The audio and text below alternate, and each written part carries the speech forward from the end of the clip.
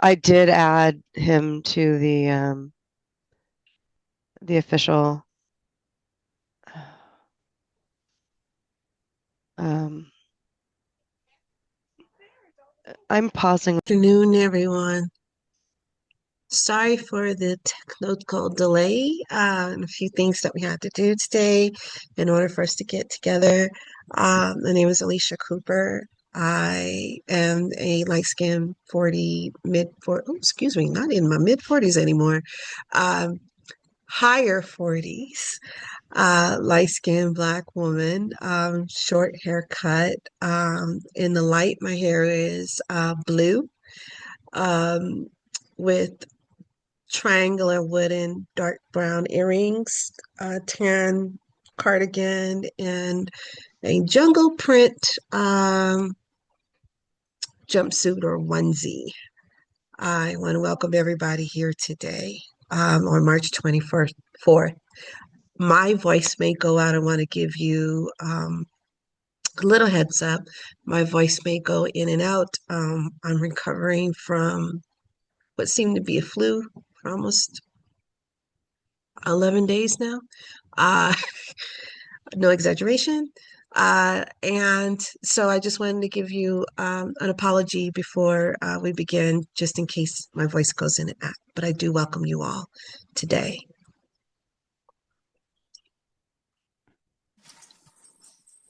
And my name is Jessica Reichel, and I welcome everybody too. And Alicia, if you need to text me or anything to let me know when, if you need help or just ask. That's why we're co-chairs. No worries, Jessica. Thank you so much. You're welcome. I'm so sorry that you're feeling icky. That's no fun. We're on the mends. We're on the mends, everyone. Yeah. uh, ideas. Um, our mission, IDEAS partners with the community to manage local taxpayer dollars dedicated for Denver residents with intellectual and developmental disabilities and developmental delay.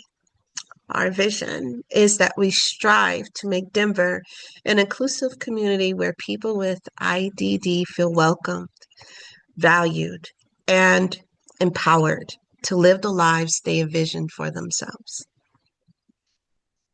And I'm so sorry to interrupt, Alicia. No worries. This is Michaela speaking. Would you like to vote to call the meeting into session? Just a matter of Oh, procedure. sorry. No worries. Yes. All right. Could I get a motion for us to, moved for a motion for us to begin the meeting? This is Alexa. I motion to begin the meeting. Thank you, Alexa. Is there a second? This is Jessica. I will second. Thank you. All in favor, please put yes in the chat. Raise your hand. Emojis.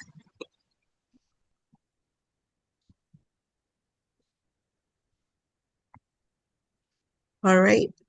The meeting now is in session.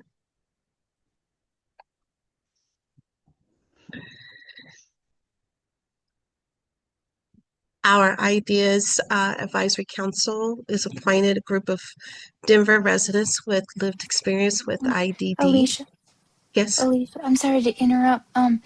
But did we need to remind everybody to change their chat to everyone, not just host and panelist? Thank you, Jessica. Because I'm going to get the yours hang of came this, I as promise. host and panelist. Sorry for the interruption. No, no worries. Our first time as co-chair, I figured we have a couple of bugs as we move forward. Thank you all.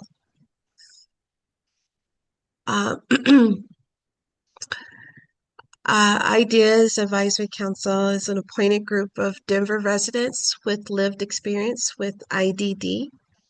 We work in the field or have a loved one with IDD. We also meet regularly to offer guidance to Denver Human Services on the needs and wants of Denverites with IDD.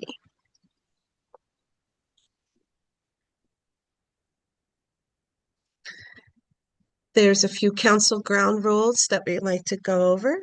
First,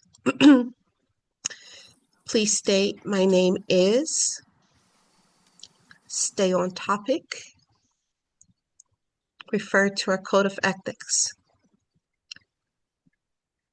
Please mute any external sounds. Do us a big favor and be safe. Not to use your phone while driving. We would love for you when you get to a designated spot to just chime back in. We'll be here waiting on you. And we do not allow AI note takers within each of our sessions. They will be removed if we do see any available within the chat. And this is Jessica. They need to be approved if people need to use them. Thank you.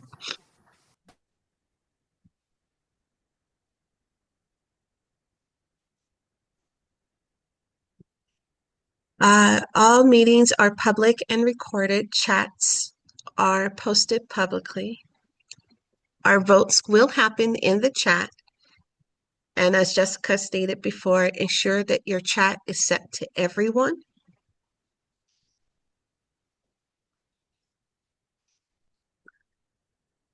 Interpretation, use the Zoom interpretation icon to switch back and forth to hear what is being said in either English or Spanish. If interpretation is not shown on your bottom panel, click More and select Interpretation from the list.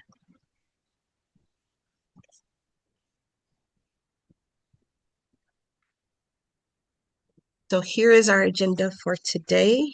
We had our welcome and approved minutes. We'll now go into our council and partner updates. Shortly, we'll do a breathing in uncertainty. And around 1:30, which is about 10 minutes, we'll take a 5-minute break. Shortly after our 5-minute break's over, we have the voices, presentations, disability law, and Revel. 2 p.m. to 2:05 will be another break. Then the subcommittees, shortly after, we'll have public comment. 2:45 to 2:50 is IAC recruitment. And then from 2:50 to 3 p.m., planning for the next meeting.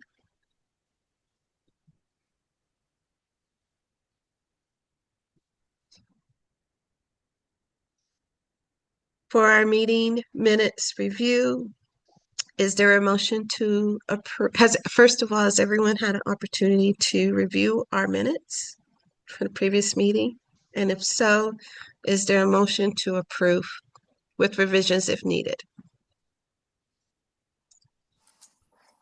This is Jessica, and I noticed some possible spelling errors, but I can't tell you exactly where right now. But I don't know if those are like the biggest deal that have to be corrected. But just let you know, I did notice some.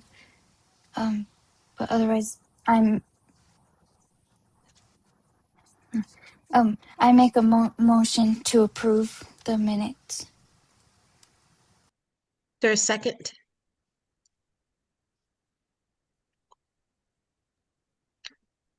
This is Saf. I second to approve the minutes as well. Great, thank you. We have one abstained from Brian. Everyone in favor, please put your vote in the chat. This is Michaela speaking. Jessica, you're a fantastic copy editor. Thank you so much. We'll make sure to check out the spelling before we get it officially posted.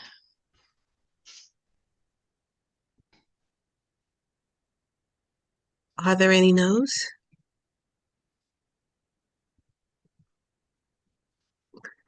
All right, everyone, our minutes have been approved. with the edits.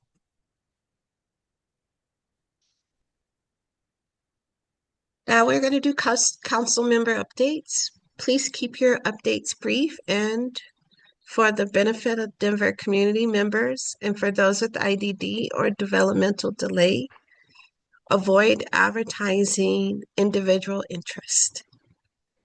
Can I open the floor for anyone who has an update? Yes, Brian. Hello, this is Brian B., autistic artist advocate, a voting member here, and I get the privilege to work with folks with IDD and other conditions in Denver and beyond. And at Denver University, I was invited to be involved in a project called Photo Voice, where we hand a camera to students who are neurodiverse and ask them, "What's your story? What captures your story?" So hopefully I can share more about that maybe in about a year. Pass.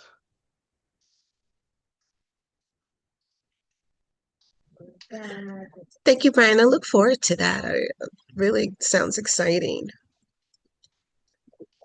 Are there any other updates?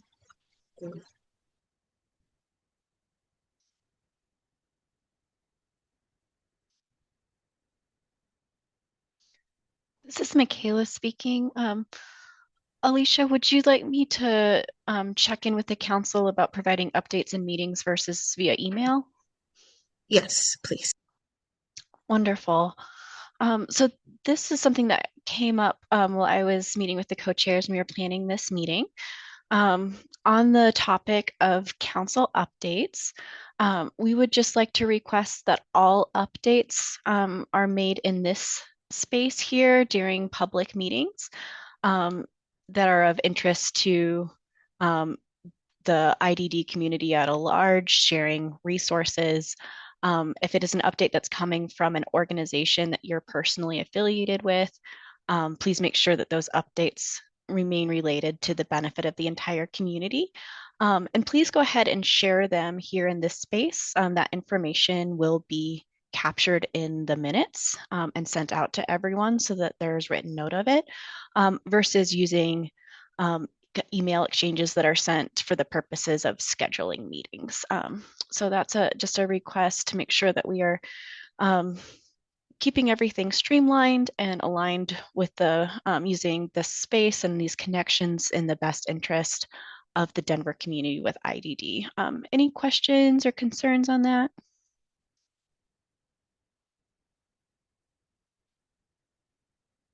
Okay. Thanks very much. All right. Thank you, Michaela.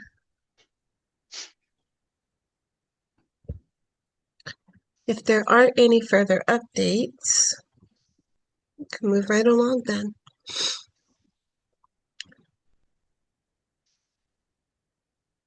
All right, so our Community Advisory Council member report out. These updates are from the Rocky Mountain Human Services Community Advisory Council member and the RMHS delegate. Yeah, which is me. This is Seth. So we had a meeting on the 17th of February. And at that meeting, Becky Mershon from the TACT program gave a presentation. And TACT is for young adults to find like competitive employment in the trades. They work with DPS and they go into the transition programs to help the 18 to 21 year old population primarily, but they also work with kind of older adults too. And they offer weekend classes, summer programs, mobile programs to the schools, and they kind of help with job training and job coaching primarily. So they were just kind of talking about the growth of their program. They partner with like 70 employment partners, and they have an 83% success rate in helping their clients get a job, which is pretty impressive.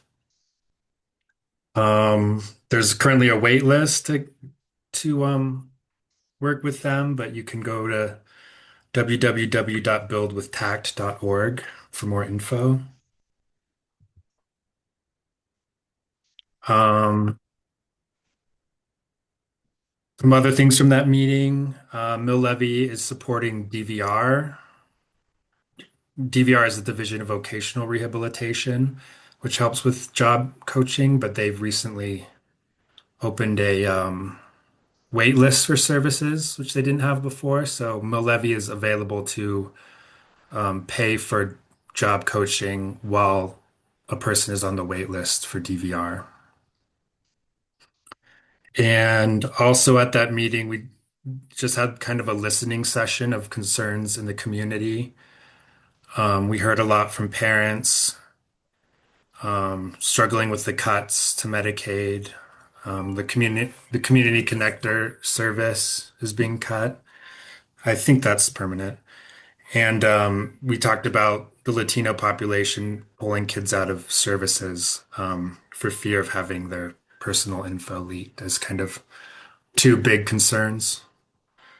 Um, and yeah, I think that's about it. They're also Mill Levy is also Rocky Mountain is able to do direct deposits for families for respite care starting March 1st. So that's something new. I think probably before they were doing checks or something.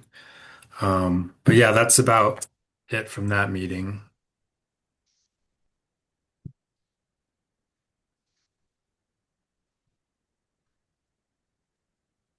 Thank you, Seth. Excuse me, Michaela, would I be reaching out to also Kisley as well in regards in this section? Sure, if Kisley has anything that she'd like to add, of course she's welcome to. Hi, everybody. Kisley Blue. Thank you for asking that question, Alicia. No, that was Seth. We were happy to welcome Seth at that meeting. That was his first meeting as the delegate. And no, you did a fantastic job. Nothing more to add. Thank you. Thank you, Kisley. All right. Breathing in uncertainty. This is an opportunity to reflect upon current affairs mindfully and intentionally. Please keep this time human, but also professional. If there's anyone that would like to share anything that's on their mind or within their hearts, this would be the time to do so.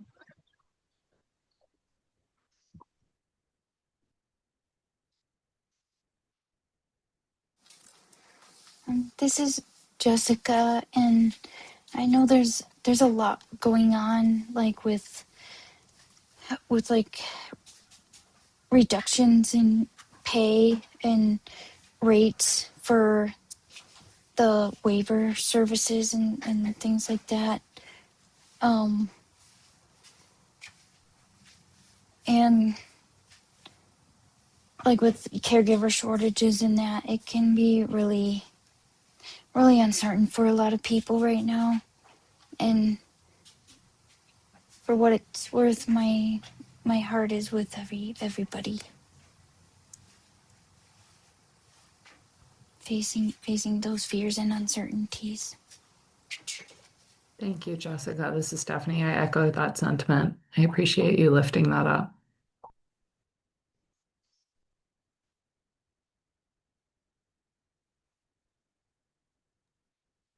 Thank you, Jessica. Can I just say, I'm sorry, can I say one more thing? Sure. Shout out to the caregivers out there. Thank you for staying with us.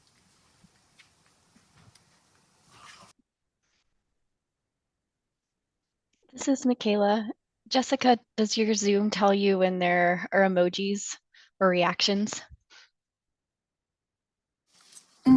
It doesn't tell me like the reactions unless someone puts stuff in the chat, but that if multiple people are sending all at once, then I don't get to hear them anyways, because I just hear Brian B, Stephanie, like they just come on top of each other. That's good to know. Sorry about that. It's Well, okay. lots of hearts and coming to a jury right now.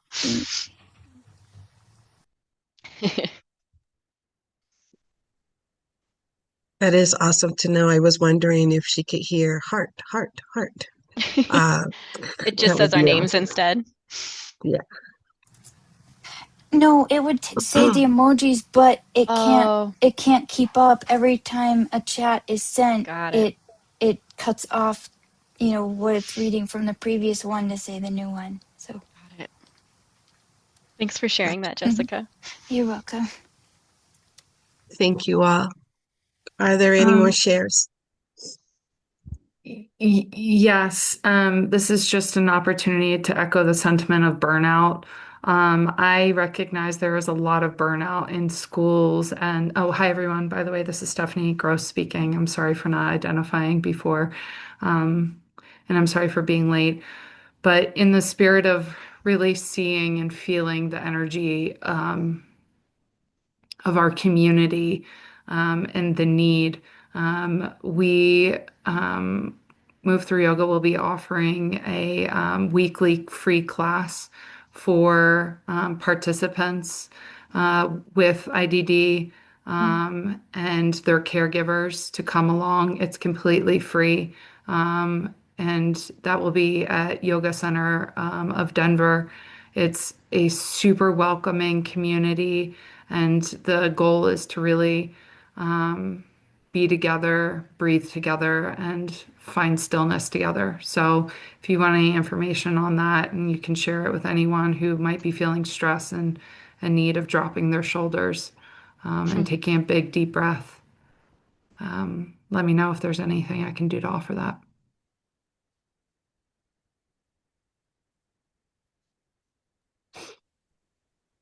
Thank you, Stephanie. Definitely will pass that information on. I know that the Denver Commission for People with Disability have been doing their very best with capacity training and just keeping in mind what that looks like for everyone. And so we've had this series of training going the last few months, about 15 minutes almost each meeting or sidebar, just so that we can continue on receiving and doing the work that we're all doing. So my hearts and thumbs ups to everyone who is in that space and creating additional space for others to do so as well.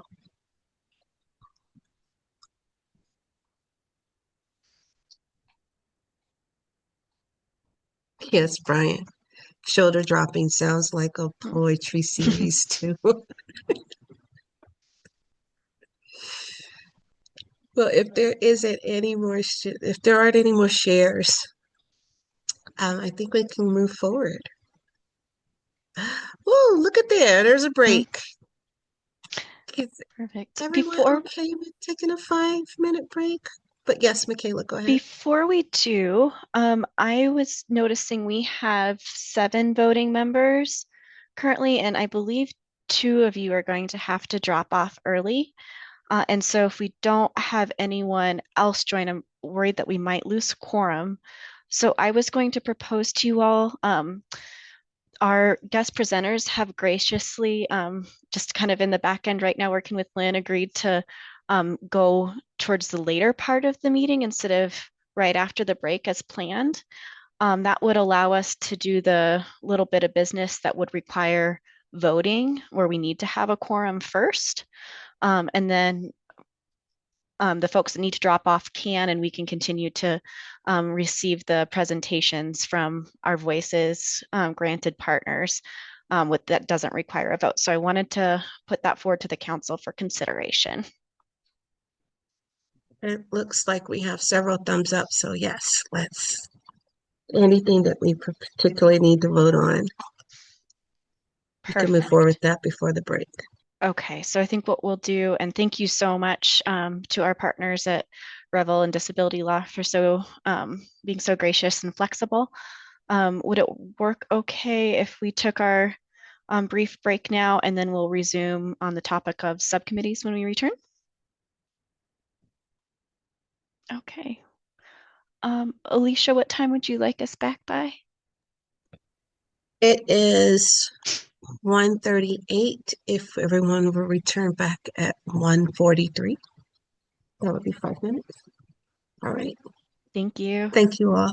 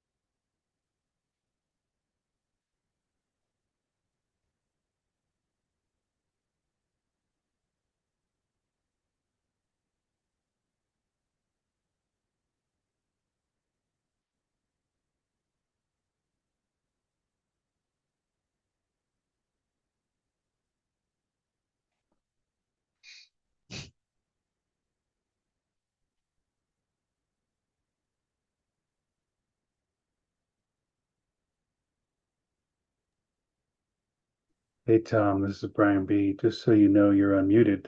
So this is your opportunity to sing us an aria. Well, I had no idea I was unmuted. Um, Brian, I think we want to continue the meeting. So Okay. since we All want right. to continue the meeting, I'm going to take the opportunity to gracefully decline your invitation of me singing. All right. It would not be good. I think I missed something good. Oh, Brian, were you trying to get Tom to provide some break entertainment? I was like, Tom, please, with all the singing, man, calm down. You know, Hmm. these people. yeah, that's funny. Actually, I did have, not that I had it unmuted for that reason, but I did want to say, Michaela, um, that I did check out that survey, and it is on the Denver's Instagram page and LinkedIn and Awesome. Facebook, and it's Rocky Mountain ADA Center's um, Facebook page as well. So I'm going to send that to you in Teams chat. Oh, perfect. So you have the link. So whenever you want to share that. Thanks. I think I'll just Absolutely. pop it in now so folks can grab it. Okay. Thanks, Tom. Thank you, You Tom. bet. You bet. Thanks, Brian, for looking out for me. You're welcome.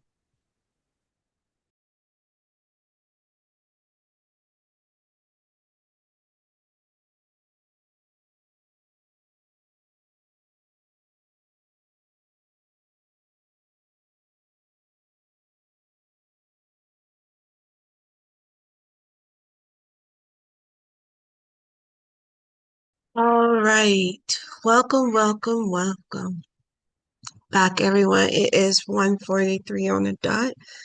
Tom, I just have to say that the most modest people that don't want to sing probably have an amazing voice.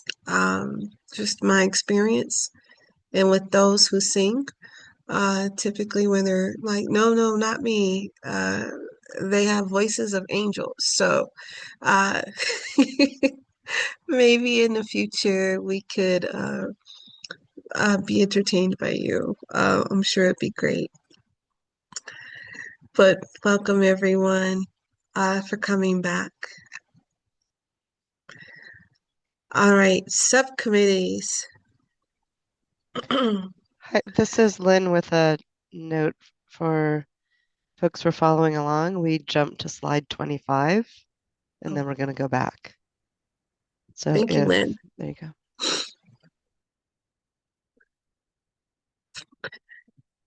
So everyone, there are three subcommittees. There's the Housing Subcommittee report, Bridges Subcommittee call for membership, and a new subcommittee proposal.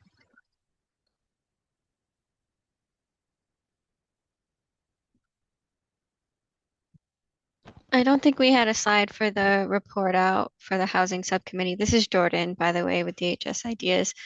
But I believe in that last meeting, it was Brian that agreed to share the report out. Is that correct? I don't remember that, but I'll agree to it now. How's that? Thanks, Brian. Appreciate it.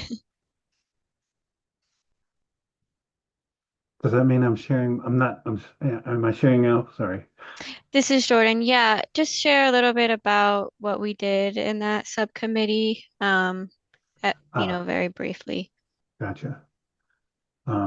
The look on my face are my brain widgets working to go, what meeting was I in? Okay.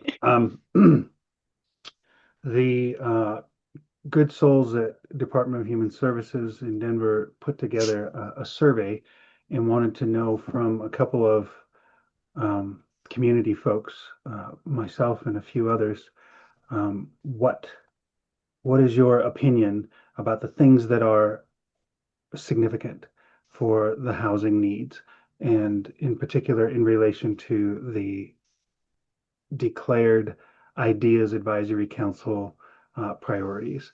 And so we went through this survey together and we talked about our answers. So there's the big picture. Anybody else on the committee want to say something, or Jordan, about our time together? And then we have another one coming up, which I was going to go check that. Jordan, did you schedule that? I haven't yet, but I saw Okay. your text, so I'll plan to see that in the coming days. Okay. I don't know, Jessica, if you had anything to share, but just a little bit more about the survey. It kind of talked about several different types of housing features that can exist in a project that's affordable, that would benefit people with IDD. And so um, Brian and Jessica graciously offered their insight in terms of, from their perspective, what would be the most beneficial in certain areas like location or amenities or services and things like that. This is Jessica. Like we talked some about sensory needs or visual, visual. I don't think clues is the right word I'm looking for, but Supports. yeah, visual supports for people to make it easier to find their way around the building / property, and sensory, taking into consideration sensory needs, since that's a big need, as I myself understand, in the IDD community. Yeah. And I'll share that one thing as a result of us meeting together and doing that survey, a survey that says, is this really important or is this not very important? That spectrum is challenging to answer on a lot of specifics. I'll give you one example that was in the survey. People with IDD in Denver, it's a high priority or it's a low priority for them to have integrated um, either artificial intelligence or otherwise smart features on their thermostat, on their lighting, on other components, refrigerator, so on. And we found it hard. I found it hard. And then as we discussed it, it wasn't just myself, found it hard to say super important or super not important because it depends on the person. And so a lot of what we came to was do universal design with the most flexibility so that the individual can prioritize what they need to. Not exactly what probably the survey designers were looking for, because they were looking for us to identify, you know, and so we did when we could, voted, so to speak, or cast our voice um, based on our experience and other people um, with lived experience that we are familiar with. I hope that made sense. Absolutely, Brian. This is Alicia. When I took the survey myself, I found uh, in my mind everything was important. Uh, Everything needed to be top number one. Uh, and uh, and so it took me a second to go back. I always have difficulty with those type surveys anyway, because if it's an important topic, um, in my mind, we should just have it all. Uh, and I understand from a developer standpoint or project manager standpoint, they do want you to prioritize exactly what it is. So you have to, I guess, choose one or two. Um, but in that survey, I found that it was simple. I just didn't like having to choose. I think that was the thing for me. Yes, we should have all these things in everybody's home and everyone, you know, eat. There's never too much of anything, if it's here to assess, uh, help people. Um, I think there should be unlimited options, but then I can also see how that could be a hindrance for someone to make choices. So I agree with you. Thank you. This is Jessica. I think another thing we really came away with is there's so much, like especially in personal spaces, it's really I think we came away with the biggest idea really is as much as possible individualization. Yeah. Individualization within parameters that are flexible for that. Imagine walking into your office and it doesn't preset how bright it is or how bright it isn't, but there is a window and then there are blinds and you can pick how open or closed you want that window or how open or closed you want those blinds, as opposed to there's no windows or the blinds are controlled by something external from you. And I picked the blinds or the window, but you could pick the thermostat, or you could pick how tall the desk is, or whatever. And I applied it in a work setting, but this was a residential setting. So um, another thing that I felt was borne out by the conversation of this housing subcommittee is that there are some specialists might be the word, but some folks that think about sensory friendly design or think about visual supports. Almost everybody thinks about visual supports. Not a lot are thinking about auditory supports.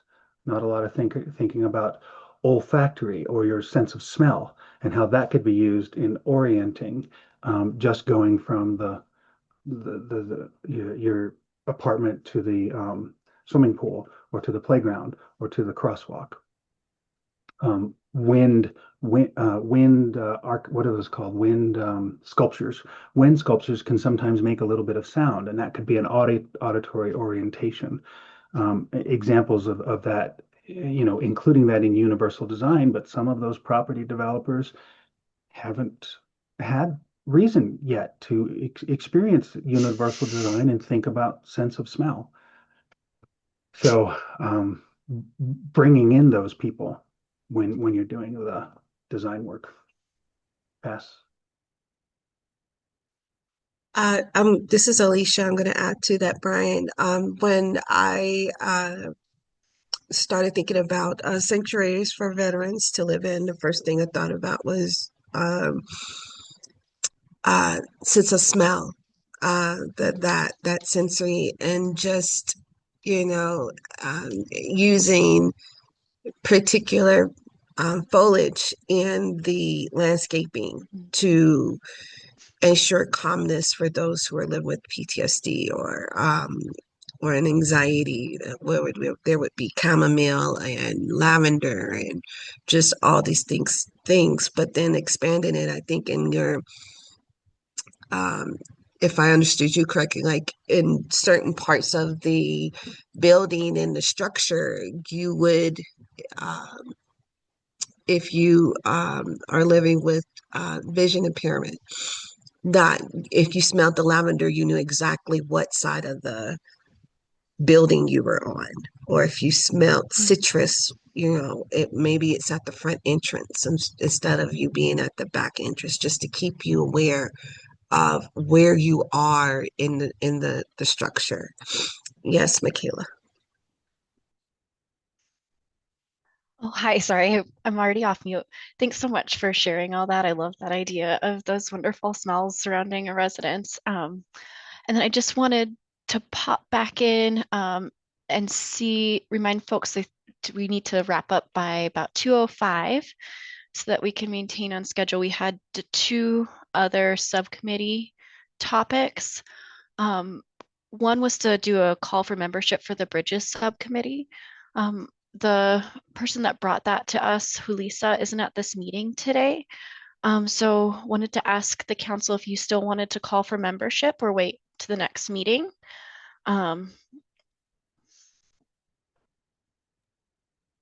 If we have volunteers who would like to join that subcommittee, who are interested in doing so, we could today. I know that Lisa would be one of the members. If I'm not mistaken, also Adriana. But if there is anyone else that would like to join, absolutely, we can hold for members to be called in at this time. So this This is is Jordan. This is the subcommittee that was proposed by Hulisa, the Bridges one, that you all can read through just to refresh your memory about this particular subcommittee. can you read it out loud, please? Absolutely. Thank you. This is So Jessica. thanks, Jessica. Sorry about that. Subcommittee, the objective of the subcommittee is to provide additional thoughts related to the following existing recommendations. These are recommendations number 31. Ensure Denver residents can access IDEAS mill levy funds regardless of documentation status and or preferred language, and make funds available through IDEAS contracted partners to fill gaps in services for residents with IDD who do not qualify for Medicaid. And 32, explore ways to increase awareness of and access to IDD and early intervention services to individuals and families who speak languages other than English. The duties of the subcommittee will be to coordinate feedback and conduct outreach to identify views of interested parties to inform council discussions on one, how and through what channels do individuals with IDD and their family want to learn about services and supports that are available to them? And two, what barriers do individuals with IDD and their families encounter when accessing services and supports? And then the next page, number 3, how can community providers improve trust among individuals with IDD and their families? The duration of the subcommittee will be no more than 6 months.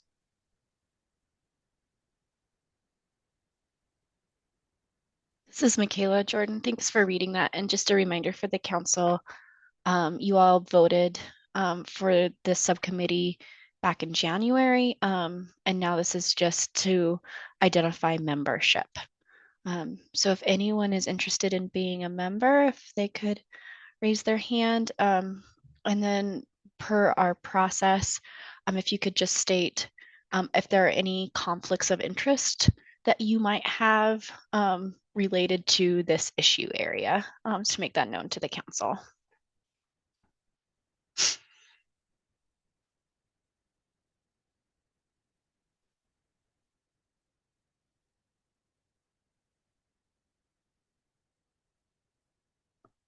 Yes, Seth. Yeah, I'd be happy to join that subcommittee. My work with Advocacy Denver, we have a couple of Spanish speaking advocates who we assist, and we might be able to coordinate their voices onto that subcommittee as well. Thank you. Any other volunteers? Adriana? Sí, a mí me gustaría ser parte de este subcomité.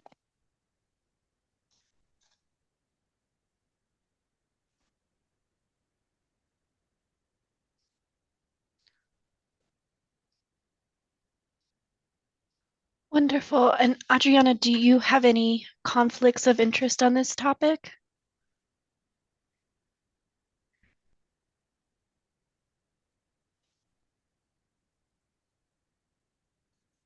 Ah, conflicto no sé, o sea, no sé si sea conflicto, pero la idea es buena, todo depende de cómo se lleve a cabo y quién la lleve a cabo, para que llegue, para que llegue en su total transparencia hacia la comunidad o para el beneficio de ella.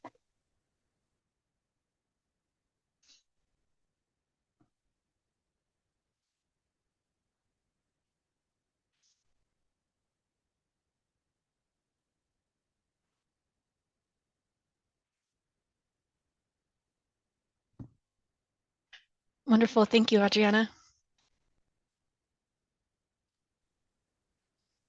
Thank you, Adriana. Gracias. Okay, are there any other members or anyone else that would like to become a member of this subcommittee?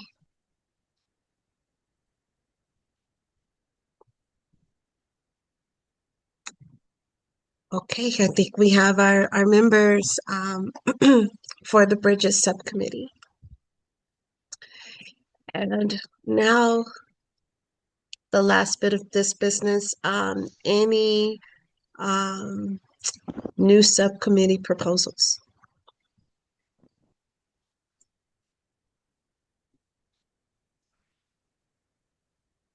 This is Jordan.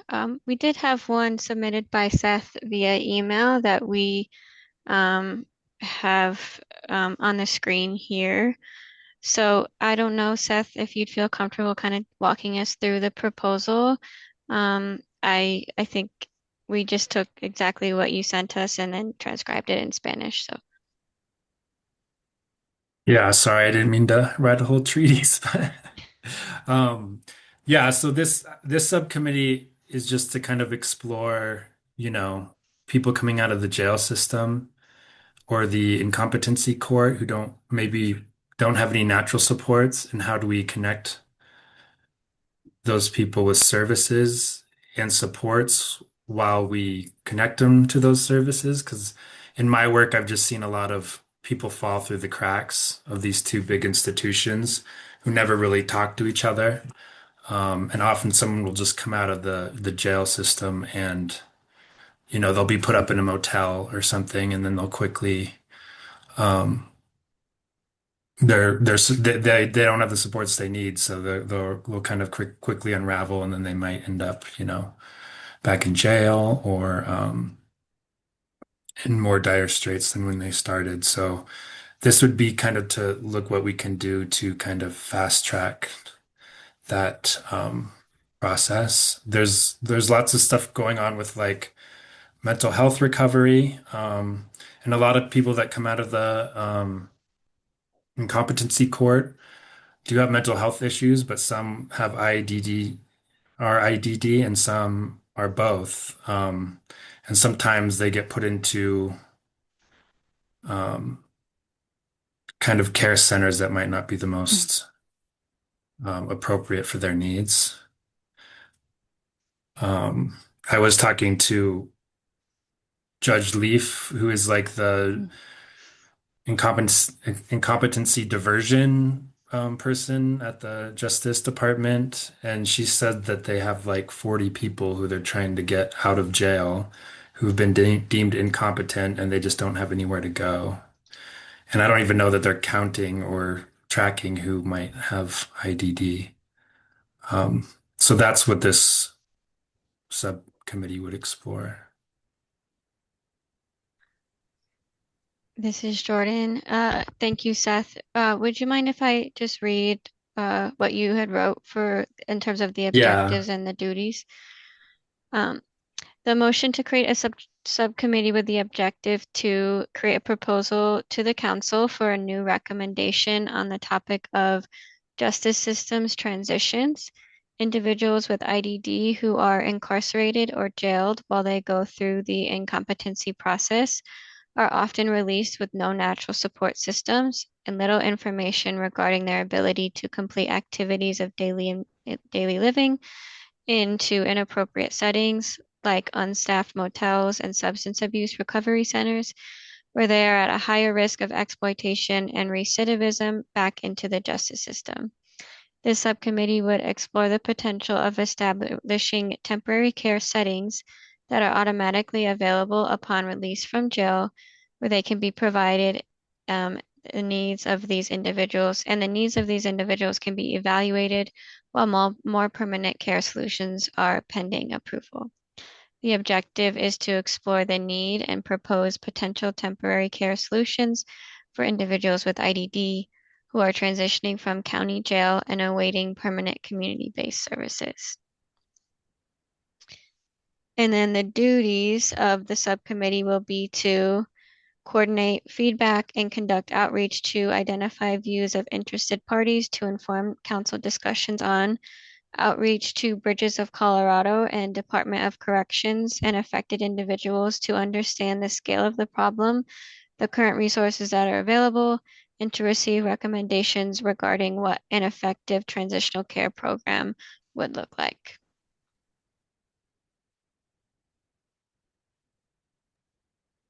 Thank you, Jordan. So, Michaela, if I'm not mistaken, I know that we are about a minute over, but could we go ahead and vote to make sure? And I, Seth, I want to raise my hand. I know I'm kind of jumping the gun, but I want to be a part of this. So, uh, we have a motion to for this subcommittee in favor of this subcommittee. Excuse me.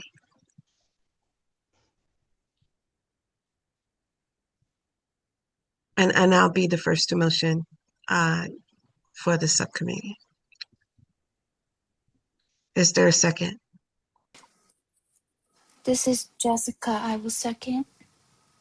All right. All in favor, please put your vote in the chat.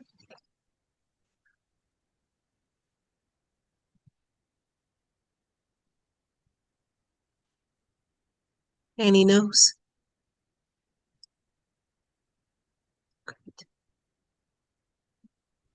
Any abstentions? All right. Yay, we're going to have this subcommittee be a part of our goals this year. Do we have a few seconds to vote for members, or should we move forward? I think I believe, Lynn, you said that our guest presenters are available until Yes. 3, correct? So I think we should be okay, and then we just have one public comment that the public commenter asked for one of you all to read it. So we should be fine to go a little over. Okay. All right. Any Are there any members who would like to become a member of the subcommittee? Move forward. I'm going to raise my hand and say, yes, Alicia would love to be a part of the subcommittee.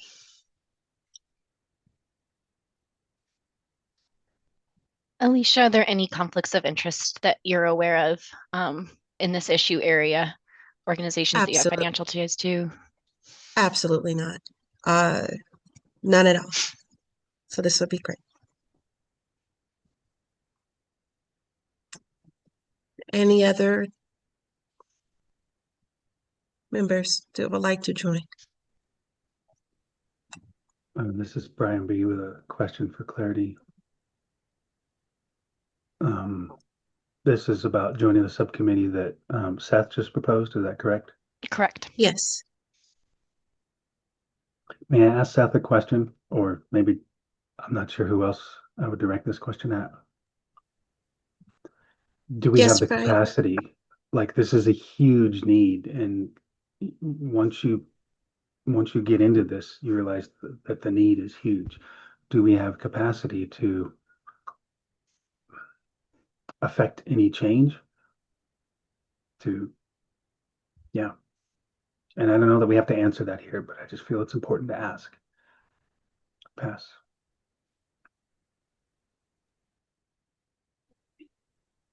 Hey Brian, this is Seth. Thanks for the question. I mean, I think it is a big issue. I don't know what part of it is understanding the scale, I think, which is a big part of a place to start. But also I feel like there's already infrastructure in place to care for this population. It's just a matter of finding ways to speed it up, um, or plug holes, until the Medicaid funding kicks in. So I think that which mill levy can do like on an individual basis, but it's kind of slow. And there's a lack of communication, I think, between the justice system, and they don't understand how lengthy that process is. So I think, I don't know if we can affect change. I don't know if that helps, but we can try.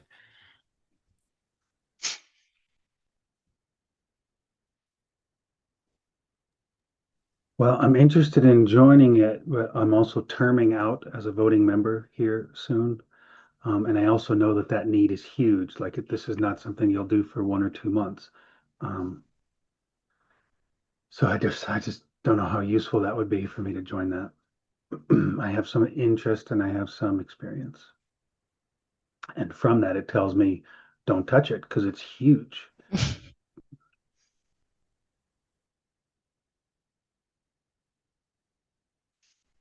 This is Michaela. Brian, your insight is always more than valuable.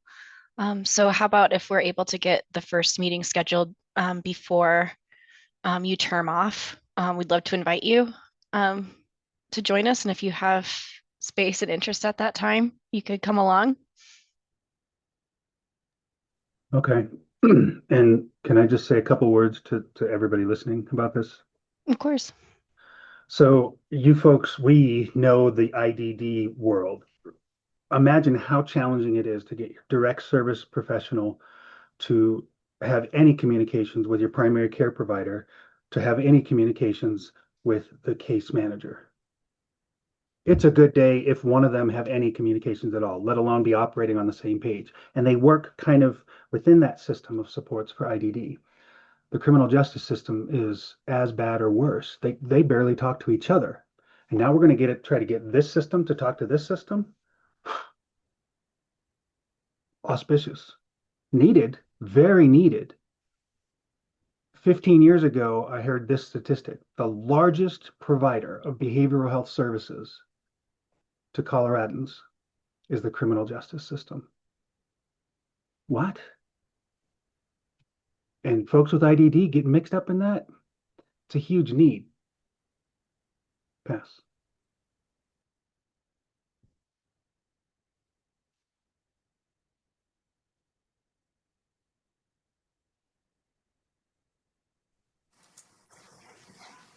Thank you, Brian. This is Absolutely.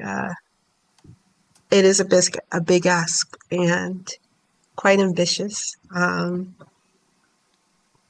But I'm gonna hold the line with Seth and optimism. Uh, the even if it's one step forward, is one step in the right direction. Uh, and that might be a mighty step. So um, I'm looking forward to working on this subcommittee. this is Jessica.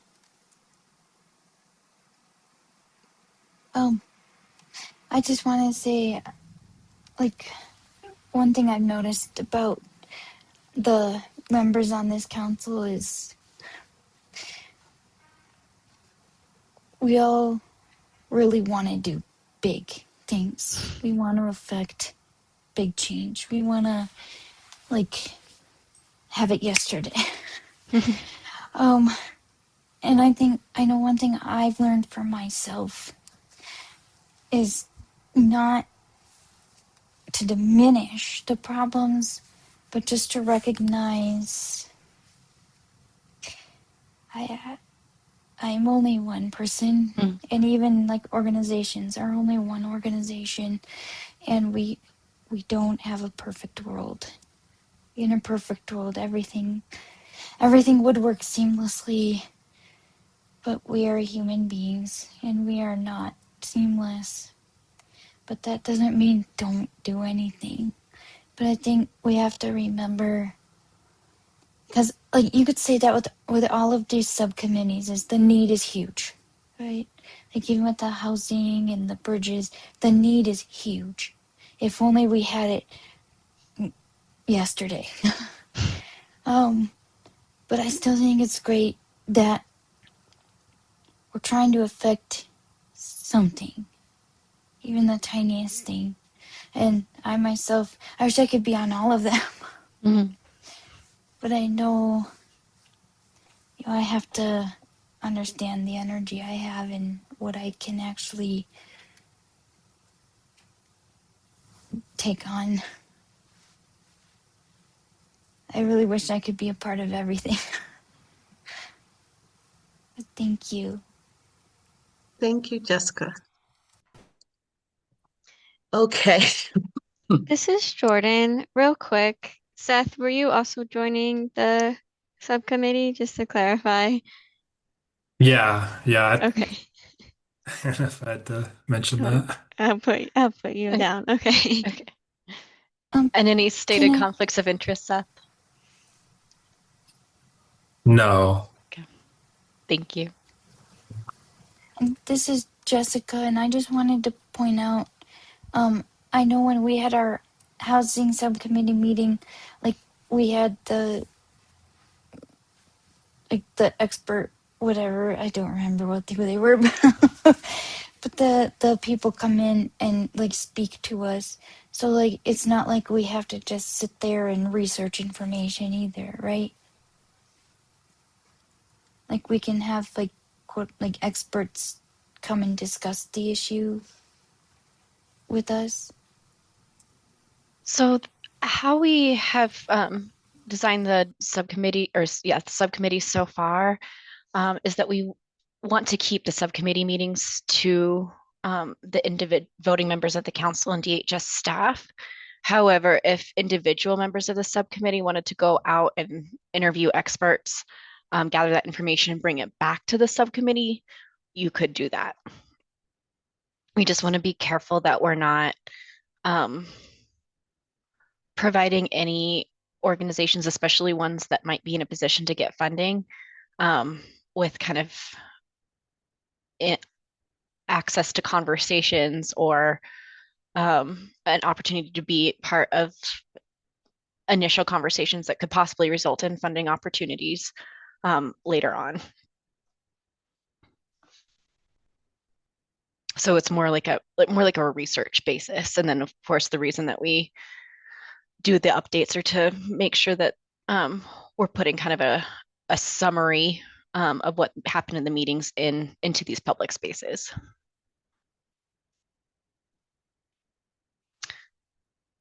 Okay. Well, I'm just looking at time, folks. We had originally, we want to make sure that we give our guest presenters sufficient time to share their really exciting work. So we had hoped to be able to do 25 minutes with them. So if we take a break now and come back at 2:25, that would put us at 2:50. And then I think my team and I could strike the advisory council recruitment update and make sure that we deliver that all to you via email so that we could still have 10 minutes to plan for the next meeting. And we'd also have to make sure, Alicia and Jessica, that you have a few minutes to read that public comment. Absolutely. Michaela, right quickly, I think Adriana has Yes. something she wants to say, and then we can go to break. Cool.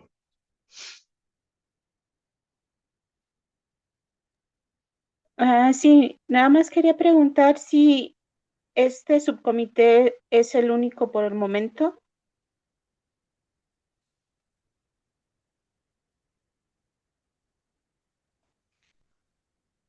Well, this is Michaela. So this would be one of three.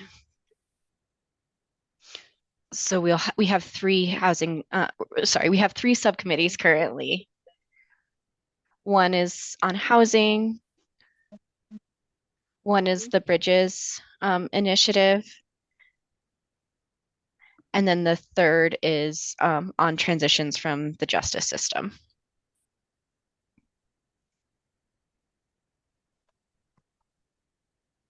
Gracias. Absolutely.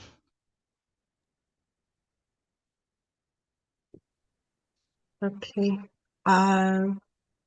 5 minutes now, everyone. 2:25. So we should return. Thank you, 225.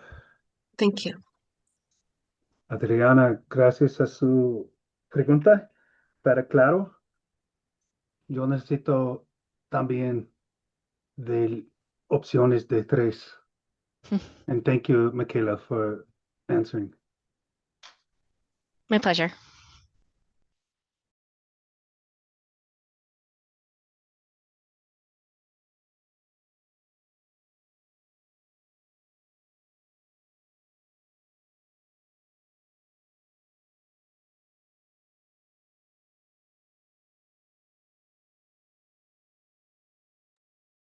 Hey, Lynn, if you're available, I know it's on the break, so if you don't answer, that's fine.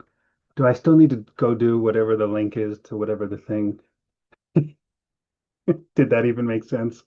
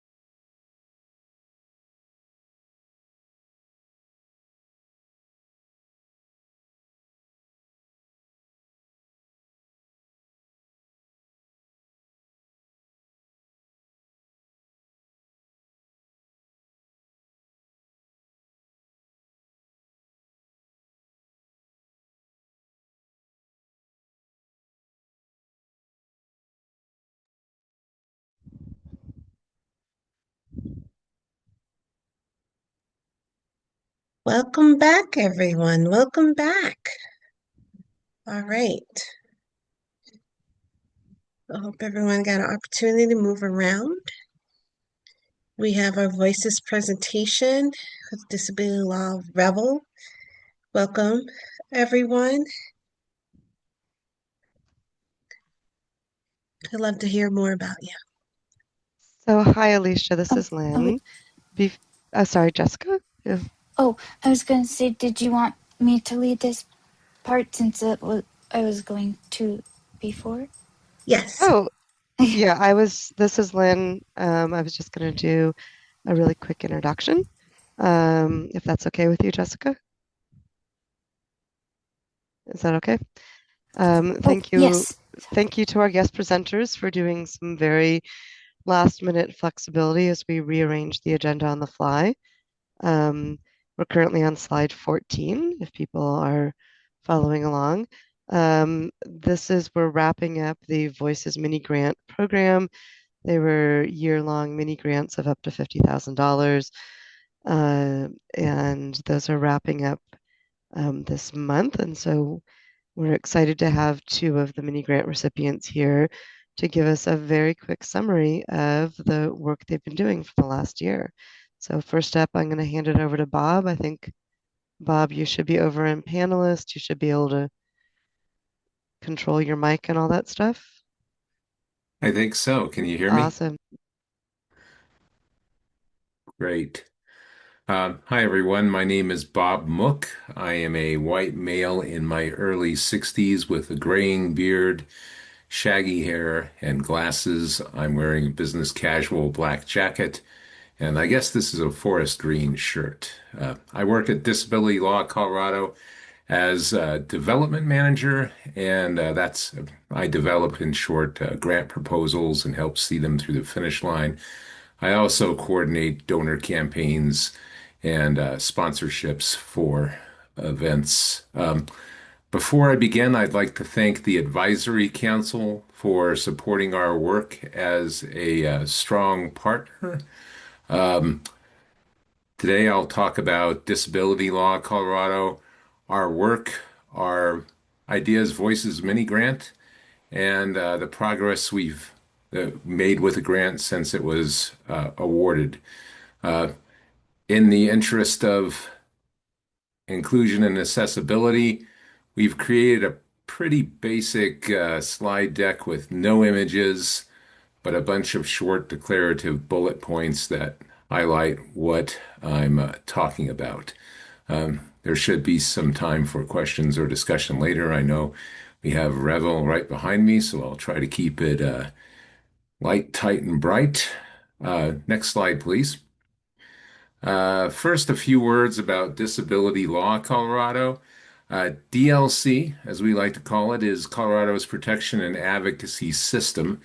We've been protecting the rights of people with disabilities since 1976, so we're approaching actually, we're in our 50th anniversary. Our work ensures access in school, work, home, health, and community. We do rely largely on federal grants, but institutional funders such as DHS and individual donors support our work. We rely on that since the federal funding has been virtually flat. Along with self-advocacy assistance and education, we investigate and monitor prisons, mental health centers, nursing centers, any place where people with disabilities might face abuse and neglect. We also work on administrative and legislative advocacy to drive positive change statewide. All of our board members and most of our staff have either have disabilities themselves or have personal experience with disabilities, such as close family members or significant others who live with disabilities. Excuse me. Next slide, please. Our grant application submitted, I think it was late 2024, It's entitled Inclusive Pathways. Our idea was to support, update, and expand our self-advocacy resources and events throughout Denver in particular, and with the IDD community in mind. But the program does benefit all Coloradans with all kinds of disabilities, not including but not limited to IDD. So, as part of the project, we ventured to update our self-advocacy tools to make them more accessible and inclusive. For background, we've had these resources available pretty much for the last 50 years, but they're fairly wonky and legalistic. Our aim was to make the language and design more friendly for people with disabilities and their friends to glean information themselves while cutting through the legal jargon, particularly for the IDD community. So, speaking of community, in updating these resources, we rely on input from the community through focus groups, events, workshops to ensure our programs truly meet their needs. We convened a couple of small focus groups with individuals with IDD, as well as El Grupo Vida for the Spanish language lens. So, with that in mind, we do partner with local organizations.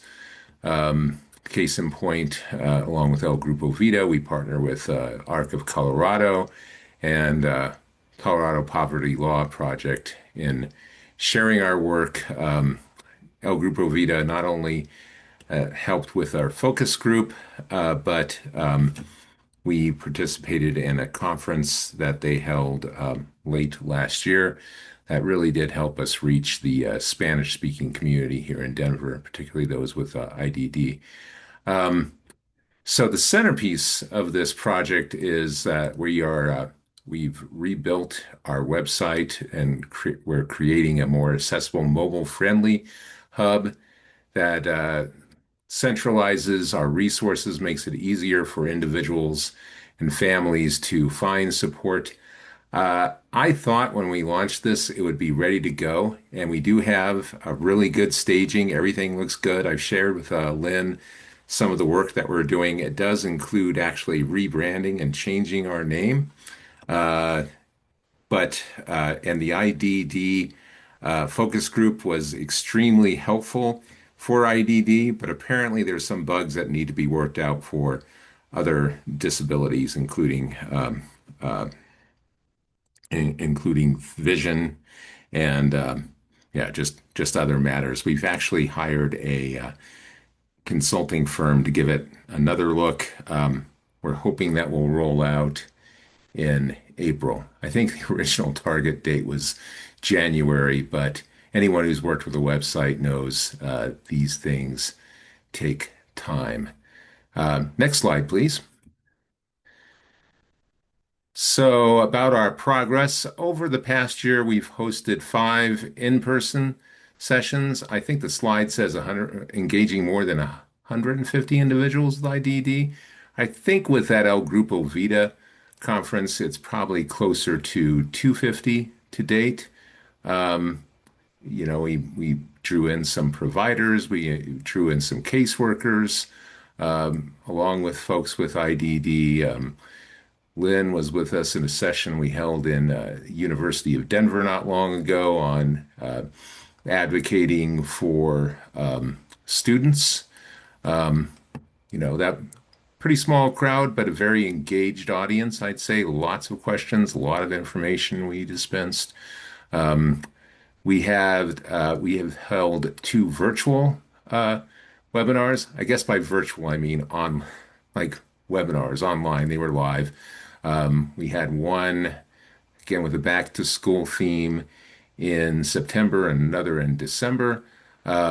So we drew a lot of interest in those. We reached over 300 participants from various communities all over the state. Generally, you can assume that's about, maybe 40% from Denver. As mentioned earlier, we have held a couple of community-based focus groups in partnership with Denver Public Library and El Grupo Vida. We had a strong presence at DRAD, which I believe stands for Disability Rights Action Day, I think. DD Awareness Day, and we've shared our resources and raised awareness with some fairly broad audiences. Um, like I mentioned earlier, our website redesign is it looks so good. I wish I could share it with you. I've been basically sworn to secrecy. We're not ready to quite roll it out yet. There's a big brand reveal that we're planning, and hopefully we'll be hosting an event um, sometime in April or May when we're ready to launch. So again, I'd like to thank you all for your time and for supporting this work. It really does make a difference. And I don't know how this typically rolls, but I do welcome your questions and feedback. You can reach out to me, by email. You can contact me. Maybe we open up the forum, but yeah, thanks again for helping build a more inclusive community for people with disabilities. And I think that wraps up my presentation, hopefully on budget and on time.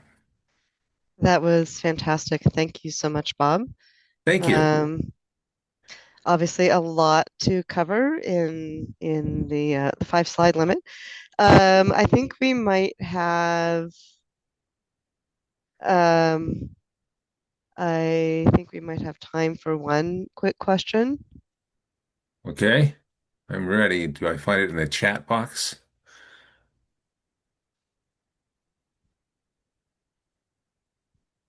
Anyone?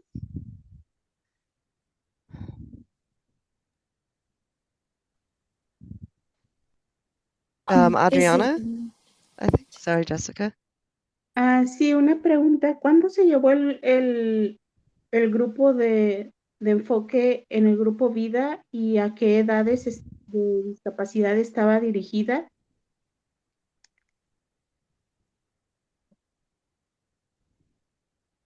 Can I have a translation for that, please?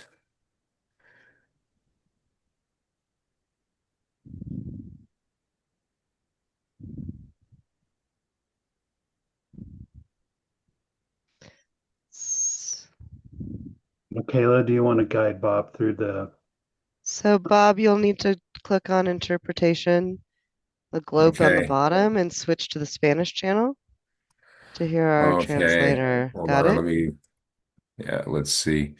I have more. Yep, under And then more. a Okay. little globe, More and then interpretation. Do you guys want me to interpret real quick so you don't have to go through all that? I think so. Okay, basically Thank she you. said, when was the focus group conducted and where and what were the ages? Um, I could give you the full report that was handed down to us from El Grupo Vida. They did give us kind of a two-page summary, which I shared with the communications department. Um, I believe that happened in October. I'm pretty sure it was in Denver, and we actually asked them to Disculpe, no sé. consider Van folks dos. from different neighborhoods with different types of IDD, and And what were the ages? we also requested a diverse age range, but I can Okay, get back with you on that. perfect. Yeah, I just don't have Adriana, that top of mind. Adriana dice que él te va a proveer las edades. El grupo de enfoque se hizo realidad en octubre en Denver. ¿Tienes alguna otra pregunta, Adriana? Ah, ahorita le escucho a usted. ¿Sí Ah, me escuchas? mi pregunta fue porque sí escuché sobre eso, pero ahorita todavía estaba esperando yo esa información porque nunca vi que se compartiera esa información para ese grupo focal o con esa información. Okay. No, nunca la She vi. Y was aún la waiting for estaba this. esperando, por eso pregunté la fecha. Okay. She was waiting for this information. She was aware that this focus group was happening, but she didn't know where to look for the information. Okay. So if Uh, you can share that, we will really appreciate it. I'd be happy to share that. I'll forward it to Lynn, and then Lynn can see that it gets in the right hands. Yes. Ironically, I don't think it will be translated in the findings. I'm not sure will be in Spanish necessarily, but we could probably work that out too. Adriana, sí lo van a compartir con todos nosotros, pero que desafortunadamente a lo mejor todo el reporte no va a estar en español. Aquí o sea, el punto es de que yo soy miembro del Grupo Vida, yo estoy en contacto directo y seguido y nunca escuché esto. The point here is that she's a member of Grupo Vida and she's a direct contact and she never heard about this. So I guess she's very surprised about all of this happening. Okay. Um, my contact there was Elisa, and yeah, she did. Él se contactó con Alisa, mija.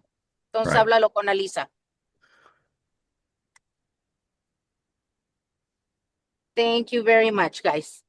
Yeah, it was a pretty small focus group, like 5 people, I believe.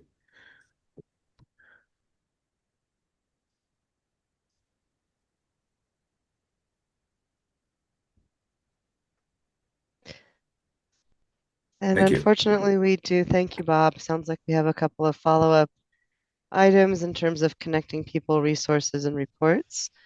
Um, but we do need to swap over and hand off to, I think it's Becky with Revel, who is with us.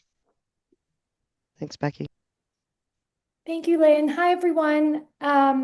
Assuming you can hear me okay, my name is Becky. I use she, her pronouns. I have brown hair. I am early 30s. I'm wearing a beige sweater with a blue t-shirt underneath. I want to apologize in advance. I am in the Revel office today. So while I'm in my office, there is programming happening right outside. So we might just hear some background noise. But Revel, our slogan is Life Without Limits.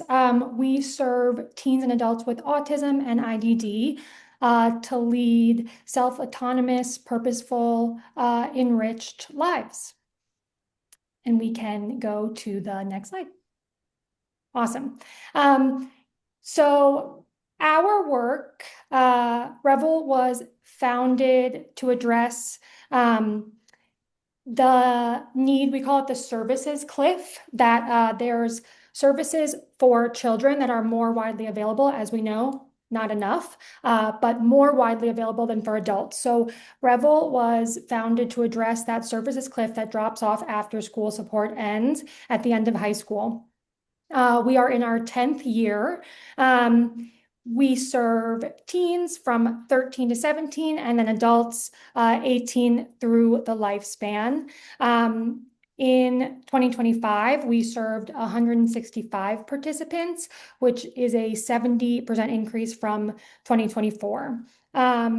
Without this support, adults can face social isolation, underemployment or unemployment, and just really limited opportunities for community participation. So we believe that community-based programs help bridge the gap and create those pathways to independence. And we can go to the next slide.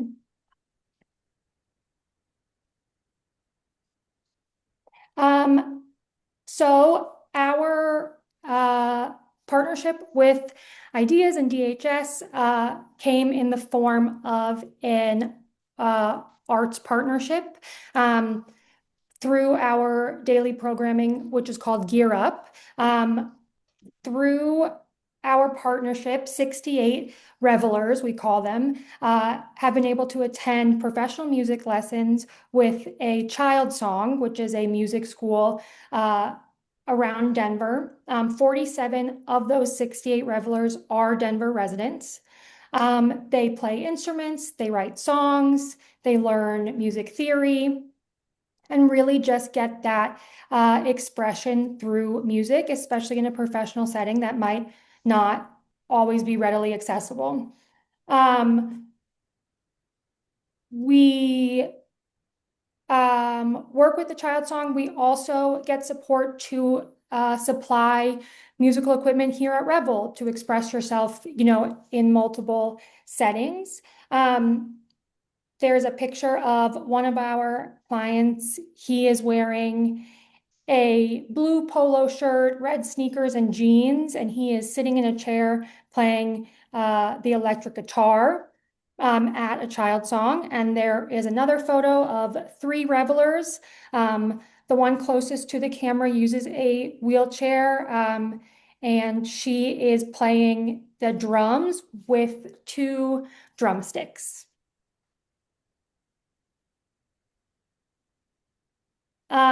So we track our participation with Child Song and with DHS through surveys. Before the beginning of each term, Gear Up runs in terms throughout the year. Every term is 4 months. So before each term, at the middle of each term, and at the end of each term. So we have found, and they do that sometimes with staff assistance as we serve a very wide array of needs. So 78% of our revelers who attend Child Song classes say that music class makes them feel happy. 82% said report learning more about playing instruments themselves. 81% say that playing instruments is their favorite part of class. Additionally, 29% said they felt creative, 28% said that they feel proud, and 27% feel calm. So the Voices grant is creating a space where participants experience joy and confidence and, of course, musical skill development. But clients report feeling happy, they're learning about new instruments and music, and they're actively engaged in expressing themselves and in creating music. Not only are they learning more about music, but they are experiencing a positive emotional response. We also, as part of those surveys, take some participant testimonials. One reveler said, "Music class is fun and makes me feel good. I'm glad I get to go every week." Another reveler said, "My favorite activity is singing songs while playing with rhythm sticks. And I also love the breakout rooms. There are different instruments in each one, like drums, piano, and guitar. I think the guitar room is my favorite." And we can move to the next slide. So as a result of our increased arts programming, last term, the Child Song IDEAS group worked with a performing arts group here at Revel to write, produce, and star in their own version of Wicked the musical. And it was an incredible success. There is a picture of some revelers performing in the musical. There's a sign that says, "Welcome to Shiz," which is a place in Wicked. And in the center of the picture, this is one of our dance numbers. There is a client who is painted green. She was playing Elphaba, or the Wicked Witch, and she's leading this dance number. There's also an audience of people watching the performance. So that performance really inspired us to mark our 10th anniversary in a big way. We are partnering with another amazing Denver organization Denver Center for Performing Arts, and they have been so kind to let us use their theatrical space. So on May 21st, we're going to have a big professional talent show where our revelers will perform, show off their confidence and their ability. And currently, the IDEAS supported groups are working towards a group performance, which they will premiere at Revel in Talent. Also, individuals are taking the skills that they've learned and performing it there too. And there's also a photo of the Revel in Talent flyer. It's orange. It says May 21st, Thursday. The event tagline is celebrating a decade of limitless ability. There's a footer in black and it says 10th anniversary talent show. And there's also a QR code where you can scan to learn more. I want to wrap up by just thanking the advisory board and all of your support. And I'm happy to answer any questions or respond to any feedback.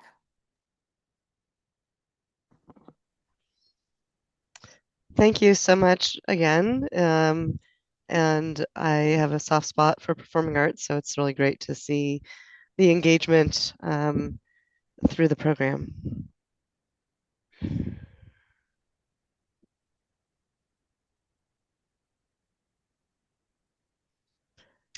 Lynn, I have a question. Is it for me or for Becky? It's for Becky. Okay. Hi, Becky. Tom Gamache, a member of the DHS staff here. So how many, as far as the play, how many IDD participants participated in either writing, producing, or starring in the play? That's a great question, Tom. Thank you.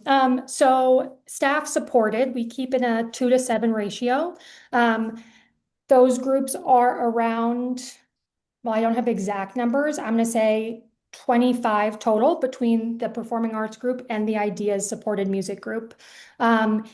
While guided by staff, it really is led, like all of Revel's programming, by our revelers who all do have IDD.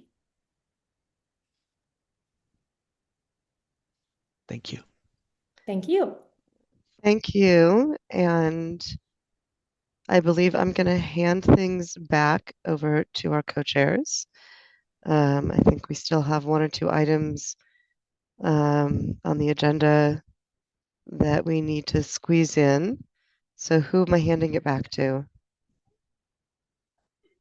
I'm not sure if Alicia or It's Jessica. Jessica, Yeah, go ahead. I can. I just have to find it. This is Oh, we have the Jordan. public comment. Yes, we're on slide 28 for public comment.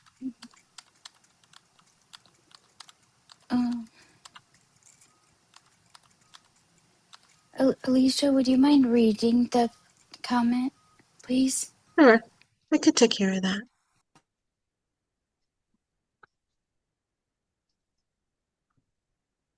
All right, 2 seconds here.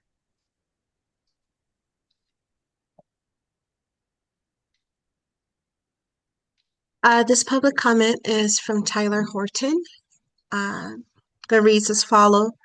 Taking a role in helping change our community. Having developmental disabilities would be a good feeling to be a part of something that's meaningful and bringing good to the community and our local people, friends, and family.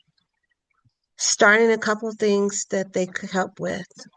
For our water systems, even recommend recycled donations, which could generate more resources for professional help, or even a community building where they could all have a place to be educated and grow with a hired team on staff. Fun activities that they could do. Making changes is something big. Make changes in them that could bring happiness and even more programs that lead with more resources opening in the future. which would better the community with them being a part of it.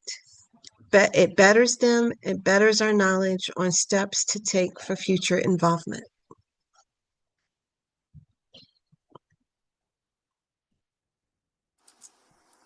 And I believe there was one more public comment. Yeah, I was gonna ask about that too. There was one that somebody wanted to share themselves, or is that person not here? Santiago. This is Michaela. Yes, Santiago had submitted a comment and stated that he would like to share it himself, but he didn't join the meeting today. So I think that wraps up public comment for us. Thank you. Okay. Thank you. Thank you for that comment, Tyler. And I think that's exactly what we're trying to do is, and what a lot of organizations are working really hard to do is get as many people involved and served as possible and make it as equitable and equal access as possible. Thank you for that comment. The next thing we have is the recruitment. The IDEAS Advisory Council recruitment. I think, Jessica, we were going to save that for the last meeting. I mean, for the next meeting and move right into planning. Okay. So then, the next, the next IDEAS Advisory Council meeting is on May 19th, which is 1 week early to avoid like Memorial Day week / break. And then we have July 28th, September 29th, and November 17th. And that's 1 week earlier than our usual fourth Tuesday because of Thanksgiving.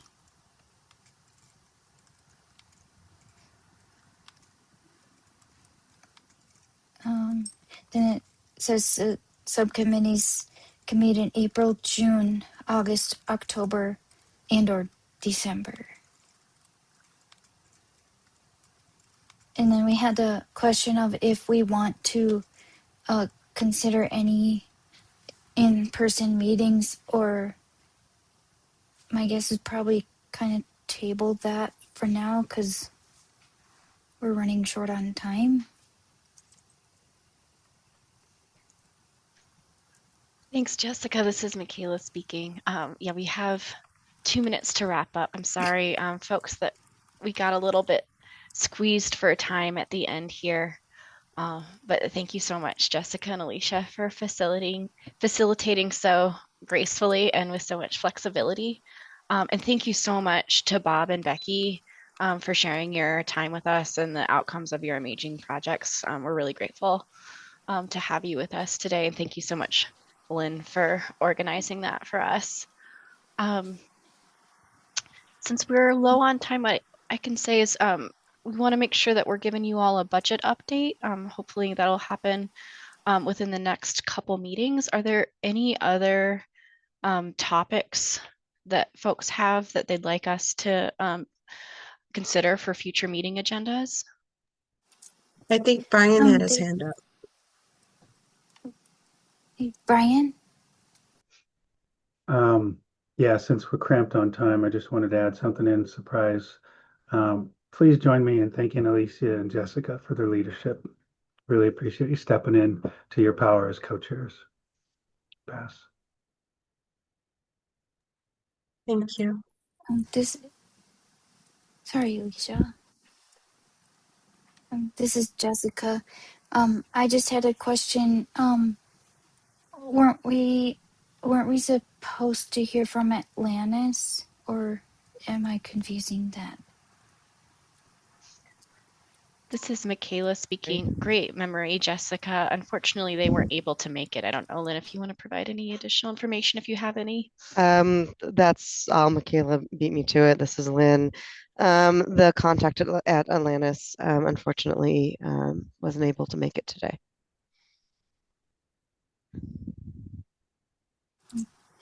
I just meant like, so do we need to make that a Oh. thing for future? Oh, we're gonna be done with the Voices mini grants. Maybe we revisit that. That's a good question. Thank you, Jessica. I think we should revisit what that looks like because the mini grants are going to be wrapped up before the next meeting. Okay. This is Michaela. If that's a possibility, would that be something of interest to you or other council members, Jessica? Yeah, I would be interested. Sounds good. That's noted. Thank you. We'll look into that and get back to you. Okay. So are we at the point to adjourn? We are. Okay. Unless there's anything else that you all are missing. Oh, I will say, I'm so sorry we ran out of time for a recruitment update, but we will get some information out to you all by email between now and our next meeting. And then we can update you more in May. Okay. Thank you. Thank you.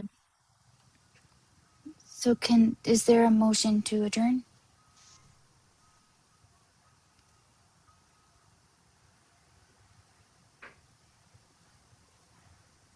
This is Right, Alicia. I again. motion.